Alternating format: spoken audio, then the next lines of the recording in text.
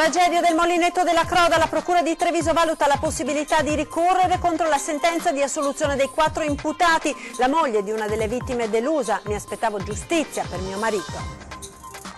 Siamo bloccati, venite, la drammatica chiamata al SUEM negli istanti della tragedia di 4 anni fa al Molinetto della Croda, una notte impossibile da dimenticare. Non ce l'ha fatta la ragazza di 19 anni investita sul terraglio a Preganziò lunedì mattina. La giovane di origini francesi si è spenta all'ospedale Cafoncello, indagato il quarantenne alla guida dell'auto che l'ha travolta. Rogo accidentale all'ex hotel Winkler di Vittorio Veneto, dove sono accolti 60 richiedenti asilo, nessun ferito ma struttura inagibile, trasferiti a Treviso e Oderzo. I giovani del centro sociale Django sfidano il comune organizzando per sabato un sit-in a Santa Maria dei Battuti. Il sindaco a Treviso non c'è spazio per chi disattende le regole. Approvati dalla Regione 5 nuovi comuni previsti dal referendum dello scorso dicembre. Nella Marca via libera al nuovo comune di Pieve del Grappa. Divide i trevigiani il post della Fondazione Canova per pubblicizzare la gipsoteca di Possagno, glutei di una statua in evidenza con l'invito ironico a fare fitness. Buonasera e ben ritrovati con l'edizione trevigiana dei nostri telegiornali. In primo piano ancora la tragedia del Molinetto della Croda, perché la Procura di Treviso sta valutando se presentare ricorso contro la sentenza con cui ieri il GUP ha assolto i 4 imputati dall'accusa di disastro colposo e omicidio colposo. Non si può morire per una festa, ha detto oggi il procuratore capo Michele Dalla Costa. Dalle indagini si evince che nel PAT del 2014 non vi erano chiare indicazioni sulla pericolosità della zona. Leggeremo le motivazioni, conclude il procuratore, e poi faremo le nostre valutazioni. Intanto, il giorno dopo la sentenza, i familiari delle vittime restano divisi e per qualcuno l'amarezza è forte. Sì, buonasera, siamo una compagnia, qui siamo bloccati al Molinetto della Croda. Sì. Abbiamo anche un ferito perché l'acqua adesso è venuta, l'acqua è andata scaricata, adesso abbiamo un ferito anche abbastanza grave. Però feriti sicuri e quanti dispersi secondo voi? È importante? No, non lo sappiamo. Non lo sapete? No. Il primo allarme alla centrale operativa del SUEM 118, le prime informazioni che arrivavano dal luogo del disastro, la macchina dei soccorsi che iniziava a muoversi per scoprire la devastazione, i morti, i feriti. Da allora per i familiari di Luciano Stella, Giannino Breda, Maurizio Lotta e Fabrizio Bortolin, le vittime della tragedia del Molinetto della Croda, non è più stato lo stesso. A 4 anni di distanza tutti assolti perché il fatto non sussiste. Il giorno dopo la sentenza del processo riapre la ferita. Il giorno dopo l'assoluzione di tutti gli imputati non piace ad una parte dei familiari dei deceduti nella tragedia. Io sono rimasta delusa di questa sentenza. Cosa si aspettava? Che ci fosse un po' di giustizia per quello che è successo. La moglie di Fabrizio Bortolin, che all'epoca aveva solo 47 anni, è amareggiata e delusa. Non si aspettava una sentenza così. Non ci possono essere 4 morti senza colpe. Per lei quella festa degli omi ai piedi del Molinetto della Croda è stata fatta nel posto sbagliato. Secondo lei c'erano dei colpevoli? Penso di sì, perché sì, sono morte 4 persone, insomma. Però la giustizia saprà lei, insomma. Per Michela è stata dura, la solidarietà si è vista solo all'inizio. Dopo il primo anno tutti si erano già dimenticati delle vittime. La perdita del marito è un vuoto incolmabile per Michela, ma per crescere la figlioletta, che oggi ha 6 anni e mezzo e chiede sempre di suo padre, ha dovuto rimboccarsi le maniche. Ha chiesto di poter andare su al Molinetto della Croda a sua figlia? Sì. Dovete ancora trovare il coraggio di portarla? È stata quando era piccola, adesso quando sarà? Quando mi sentirò la porterò su. Il trauma, la ferita è ancora aperta? Sì, perché manca una persona importante nella mia vita. Di tutt'altra opinione è Nadia Breda, vedova di Giannino, ex falegname di Falzè, morto a 67 anni. La vedova oggi parla di sentenza giusta. Quelle persone sono innocenti, ribadisce. Io ho sempre detto che dietro a quel disastro c'era solo una calamità naturale. In silenzio hanno scelto di rimanere i familiari di Maurizio Lotto e Luciano Stella. Questi ultimi hanno intentato anche un'azione in sede civile chiedendo un risarcimento per le conseguenze che sulla famiglia e sull'azienda la morte del loro caro ha causato. Ancora cronaca, non ce l'ha fatta la ragazza di 19 anni investita lunedì mattina a Preganziol sul terraglio, è morta dopo 2 giorni d'agonia. Si è spenta dopo aver lottato per 2 giorni nel reparto di rianimazione dell'ospedale di Treviso. La 19enne, investita da un'auto all'alba di lunedì mentre attraversava il terraglio a Preganziol, all'altezza dell'incrocio con via Franchetti. Non erano ancora le 7 del mattino, era buio e Tituana Vailant, dopo aver preso un caffè al bar, si era incamminata sul terraglio cercando di attraversare proprio mentre sopraggiungeva, diretta da Treviso verso Mogliano, una Fiat Punto condotta da un 40enne straniero ma residente in zona. L'impatto è stato violentissimo, fin da subito le condizioni della ragazza sono apparse gravissime. A 2 giorni dall'incidente Tituana è spirata. Nata in Spagna ma di origini francesi, la ragazza era da poco domiciliata a Preganziol, dove aveva trovato lavoro. Il conducente dell'auto che l'ha investita ora sarà indagato per omicidio stradale. Le indagini sull'incidente sono condotte dalla Polstrada di Castelfranco. Incendio all'ex hotel Winkler di Vittorio Veneto, trasferiti a Treviso e Oderzo i migranti che vi erano alloggiati.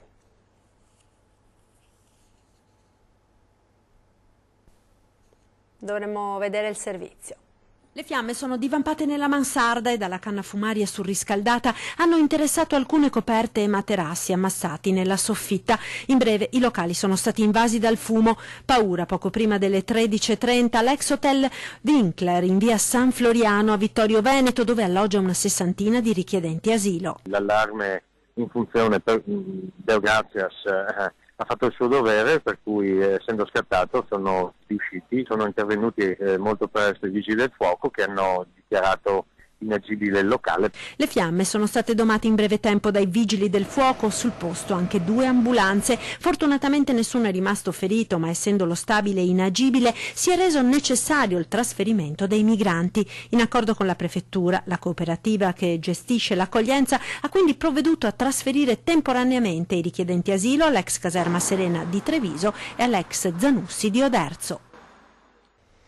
Ed ora il braccio di ferro tra Comune di Treviso e Giango. Dal centro sociale rispondono alle sanzioni con una manifestazione di piazza. Sabato pomeriggio a lanciare la sfida è stato il Comune, dicono, e avvertono il sindaco: non lo lasceremo trasformare la città in un cimitero. Sentiamo. Difendiamo Giango. Difendiamo Giango. Difendiamo Giango.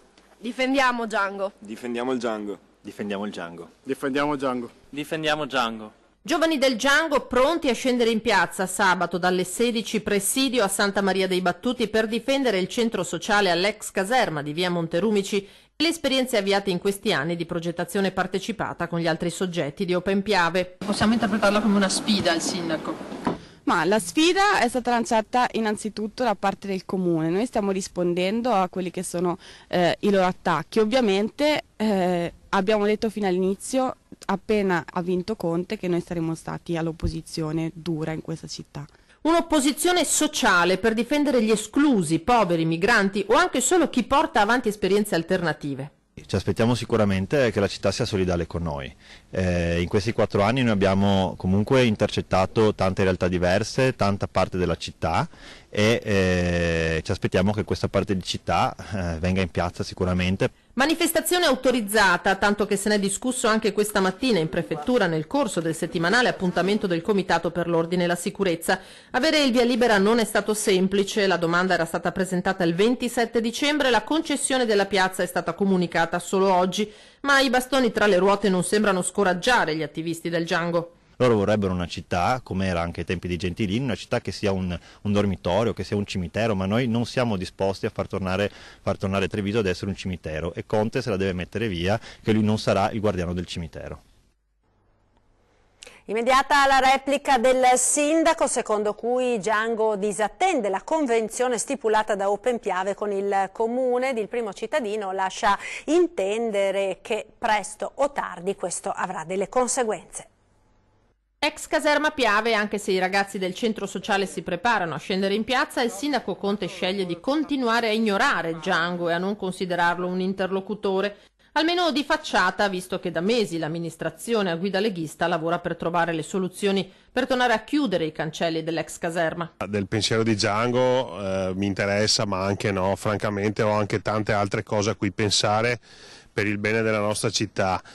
Poi se Django, premesso che non risulta tra le associazioni autorizzate, quindi a me piace parlare di Open Piave, pensa di continuare su questi livelli il confronto con il Comune, credo che si sbaglia, ma credo che nemmeno la Presidente Quarto sia d'accordo con questi ragazzi sull'approccio che hanno nei confronti del Comune. Comune che chiede solamente l'osservanza della convenzione stipulata da Open Piave con la precedente amministrazione. E il rispetto delle leggi, come chiediamo a tutti gli altri cittadini. Se queste regole basilari di civiltà non vanno bene, credo che non ci sia posto a Treviso per loro, me ne farò una ragione, insomma. Cosa significa non c'è posto per loro?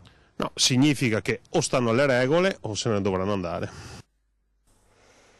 Si era aggrappato alla portiera dell'auto dei giovani che dopo aver consumato un panino al suo chiosco davanti alla stazione ferroviaria di Treviso erano scappati senza pagare. Dopo essere stato trascinato per diversi metri, l'uomo, 58enne all'epoca dei fatti, era caduto a terra ferendosi e rischiando di essere investito da una vettura. Il fatto risale a giugno del 2016 e venne interamente ripreso dalle telecamere di videosorveglianza. Per quell'episodio un 27enne dell'estrema destra trevigiana, che era la guida della vettura, è stato condannato dal giudice di pace a pagare una multa di 2.000 euro. Gli altri 4 ragazzi coinvolti nella vicenda, tutti legati all'ambiente degli Ultras del Treviso Calcio, erano stati indagati per insolvenza fraudolenta, non avendo pagato il conto da 70 euro al paninaro.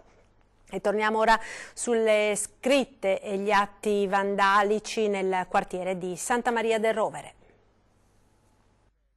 Le frasi ingiuriose e le scritte offensive sul muro della scuola media Martini di Santa Maria del Rovere, oltre ad indignare professori e genitori, hanno scosso i residenti del quartiere. L'episodio è stato denunciato alla polizia locale, ma dei vandali che nella notte hanno imbrattato indisturbati muri e tapparelle delle classi non vi è traccia. Intanto ci si interroga su cosa possa spingere dei giovani ad un gesto così sconsiderato. Questi ragazzi non hanno l'idea del progetto, di che cosa sono chiamati a fare nella vita. Io sono molto preoccupato perché dentro questi ragazzi ci sta tanta sofferenza e loro sono l'espressione di un disagio che respirano non solo in famiglia ma anche nella società. La vedo anche come una domanda implicita che fanno a noi adulti di cambiare stile di vita e di cambiare modo di testimoniare loro dove sta la vera ricerca di felicità. Sono episodi gravi che non intendiamo tollerare, ha detto il preside della scuola Antonio Chiarparin. I colpevoli, se verranno individuati, dovranno risarcire il danno e subiranno le opportune conseguenze disciplinari del regolamento scolastico se dovessero far parte di questo istituto. Quanto è valido il perdono in questi casi? Non si tratta di perdonare, si tratta di capire e di aiutare a crescere. Il progetto universitario a Treviso, avviato nel decennio scorso dalla Fondazione Cassamarca, potrebbe presto allargarsi occupando nuovi spazi nella disponibilità dello stesso ente, quali Villa Franchetti e gli edifici dell'ex area Appiani. È uno dei punti toccati oggi nel corso del primo consiglio di indirizzo del 2019, presieduto da Luigi Garofalo, eletto dai vertici della Fondazione un mese fa al posto di Dino De Poli. Sul tema università, riferisce una nota ufficiale di Cassamarca, in particolare sono stati analizzati i rapporti con gli Atenei di Padova e Venezia al fine di mantenere questo importante progetto a Treviso e anzi di sviluppare ulteriormente il radicamento dell'università in città con forme compartecipate e anche alternative rispetto a quelle previste dalle convenzioni attualmente in vigore. Relativamente all'amministrazione del patrimonio immobiliare, altro elemento centrale nel dibattito di risanamento delle finanze della Fondazione, sarebbero in fase avanzata di studio forme di gestione mista esterne ed interne esterne che potranno appoggiarsi su professionalità già esistenti. In formazione sarà avviata un'azione di valorizzazione messa a reddito in forme anche nuove rispetto al passato, riferisce ancora il documento di sintesi del Consiglio di oggi, di alcuni cespiti immobiliari che hanno un particolare appeal e possono garantire delle entrate all'ente. E proseguiamo ancora con la cronaca. Ruba nell'azienda per la quale lavora, dipendente infedele denunciato dai carabinieri. L'hanno bloccato i carabinieri del nucleo operativo di Castelfranco alla fine del turno di lavoro mentre usciva dalla ditta per la quale lavorava da diversi anni come quadro aziendale, ed i sospetti che la stessa impresa aveva segnalato hanno trovato conferma. Nell'auto e poi successivamente nell'abitazione dell'uomo, un cinquantenne di Fiesso d'Artico, sono state ritrovate centinaia di confezioni tra prodotti per il benessere, fitoterapici, integratori alimentari ed altra merce sottratta all'azienda. In tutto beni per circa 20.000 euro che verosimilmente il dipendente infedele avrebbe voluto rivendere. L'uomo è stato denunciato per furto aggravato e rischia il licenziamento, anche se ancora non si sa quale provvedimento l'azienda, molto nota nel settore erboristico e fitoterapico della Castellana, prenderà nei suoi confronti. Insulti razzisti al primario di urologia di Conegliano di origini meridionali, piena solidarietà del direttore generale dell'ULSS Benazzi, che ai giovani medici dice: non temete, venite a lavorare in Veneto. Sentiamo.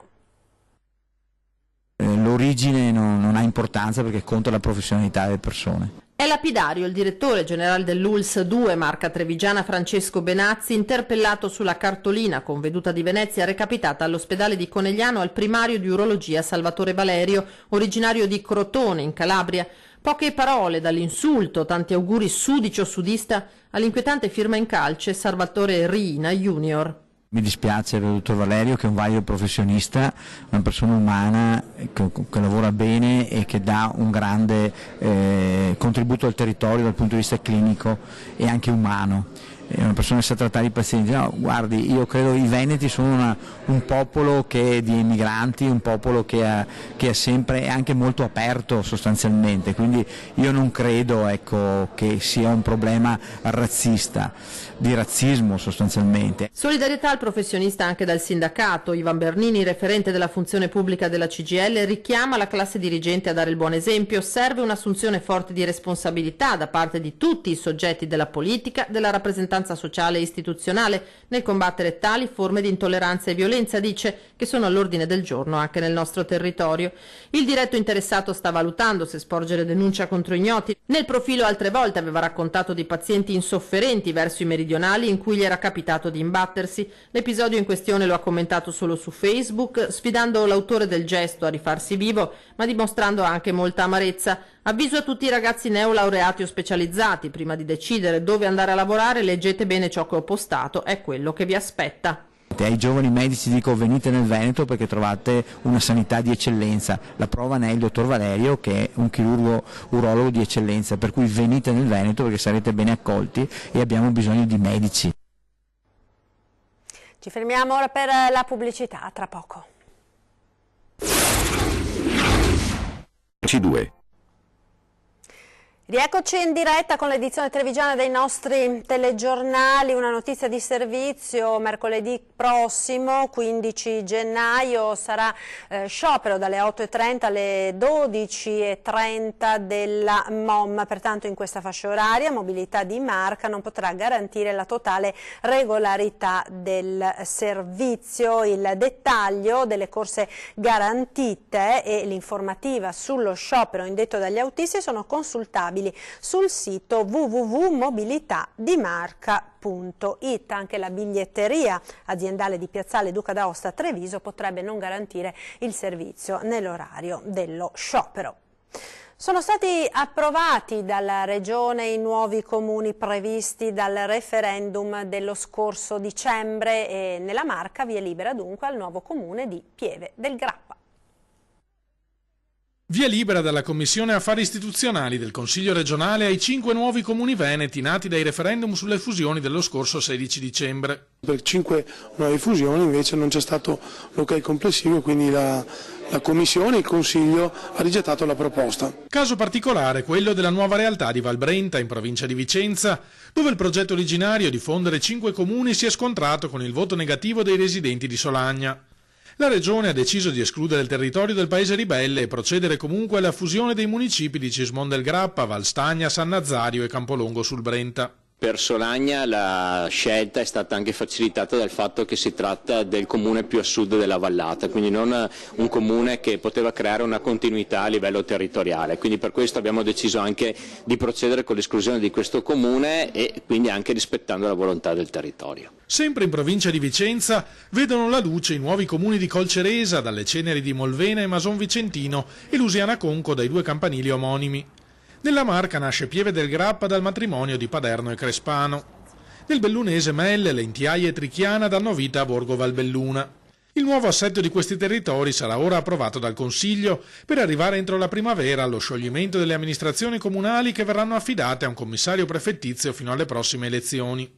Ci sono i vantaggi sicuramente dal punto di vista economico con dei contributi importanti previsti sia a livello nazionale che anche a livello regionale, ma poi anche con delle economie di scala, con un miglior funzionamento dei servizi e con tutta una serie di migliorie dal punto di vista anche amministrativo. Rappresentano un po' anche il futuro, perché oggi delle realtà da 1000-2000 abitanti con pochissimi dipendenti, con la difficoltà anche di dare risposte celeri ai privati cittadini e alle imprese, non sono più ovviamente non sono più competitivi, cioè oggi un comune piccolo ha la difficoltà nell'erogare servizi di qualità.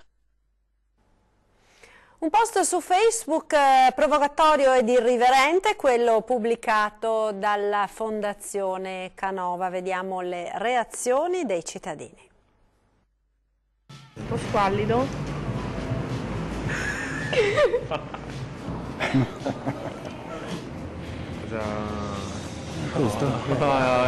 Molto bello. Se fosse di una signora. Ciao. L'immagine capace di provocare sorrisi incuriositi, imbarazzo o sdegnata disapprovazione è questa. Nel post apparso sul profilo Facebook della Gipsoteca Antonio Canova campeggia in questi giorni il primo piano del fondoschiena di una delle numerose statue conservate nel museo di Possagno. Ad accompagnarla l'ammiccante invito a darsi da fare con i buoni propositi di inizio anno. Alzatevi e andate, nel segno della parola d'ordine del 2000, fitness. Vi siete già iscritti in palestra? Viene chiesto nella domanda finale. Insomma, il messaggio è chiaro. Se volete un lato B ben scolpito e dalle proporzioni perfette, obiettivo di molti e classica icona di bellezza ieri come oggi, non avete che da fare 2 passi, che già di per sé aiuta, e andare a vedere i tesori di Antonio Canova, che di glutei da urlo e forme perfette consegnate all'arte senza tempo, secondo i canoni aurei del neoclassicismo, era indiscusso maestro. L'esercizio di marketing messo in campo dalla Fondazione Canova per attirare visitatori, cortocircuito tra arte e provocazione, desiderio odierni capolavori del passato e, dicono alcuni forse esagerando un po', tra sacro e profano, ha scatenato le reazioni più disparate.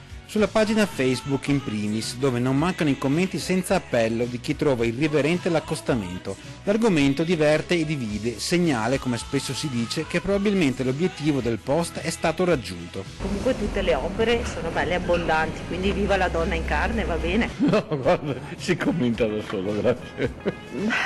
Non saprei cosa dire. Oggi è tutto legittimo a quanto pare. L'arte non è mai provocatoria, è sempre solo bella. Ben venga, perché no? Se è per farci muovere e andare tutti al museo. In fondo, di irriverenza e provocazione, l'arte è piena, non da oggi. Quanto al lato B in discussione, può tornare utile ricordare un aforisma di Oscar Wilde, secondo il quale un fondoschiena veramente ben fatto è l'unico legame tra arte e natura. E intanto c'è chi non perde tempo, dimostrando di aver fatto proprio il messaggio. Comunque siamo già iscritti in palestra, tranquilla. Ed era questo l'ultimo servizio di questo TG, grazie per essere stati con noi, vi ricordo tra poco l'appuntamento con 20:10, ospiti in studio Riccardo Barbisan, capogruppo della Lega in Consiglio Comunale a Treviso, e Roberto Grigoletto del Partito Democratico. Vi lascio ora come sempre alle immagini di un vostro presepe e poi alle previsioni del tempo con il meteo. Arrivederci.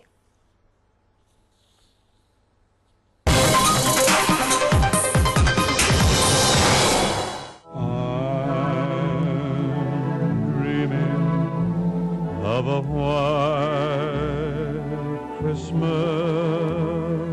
Quest'anno i bambini delle 2 quinte elementari hanno deciso di costruire un presepe particolare che ricorda quello che è avvenuto il 29 ottobre nelle nostre Dolomiti, e in particolare quello che è avvenuto ai Serrai di Sottoguda. Per esprimere la loro vicinanza hanno prodotto dei pensieri che abbiamo utilizzato per costruire un albero di Natale ideale formato da cuori. Sotto all'albero quindi abbiamo ricostruito il paesaggio che prima di essere distrutto era il punto focale, il punto centrale di questa bellissima passeggiata. Tutti i tuoi compagni hanno partecipato alla realizzazione di questo bel presepe. Che cos'è che vi ha particolarmente colpito? Abbiamo visto dei filmati della tragedia che ha fatto il maltempo, che aveva riempito il canyon di alberi, di roccia e di sassi, e abbiamo visto che la stradina che percorreva il fiume non c'era praticamente più, e allora ci siamo rimasti molto male. Abbiamo deciso di fare questo presepe in ricordo di Rocca Pietore per fargli avere più forza e più fiducia.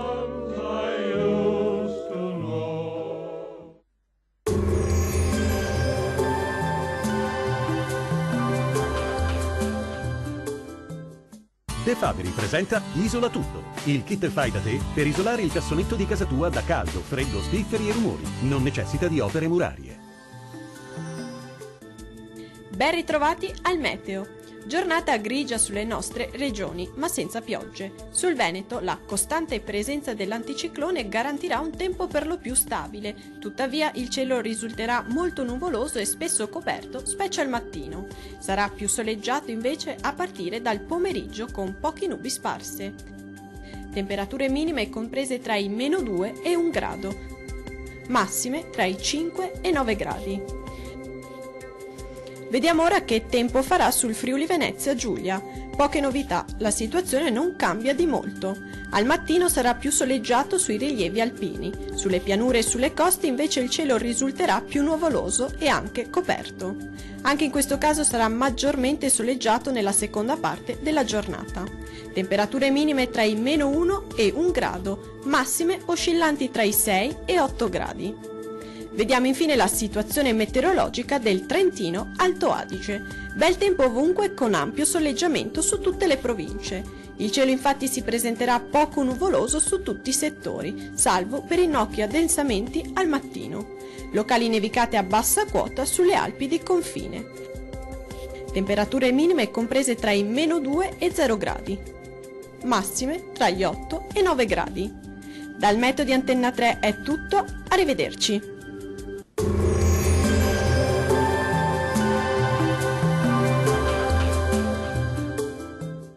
De Fabri presenta Isola Tutto, il kit fai da te per isolare il cassonetto di casa tua da caldo, freddo, spifferi e rumori. Non necessita di opere murarie.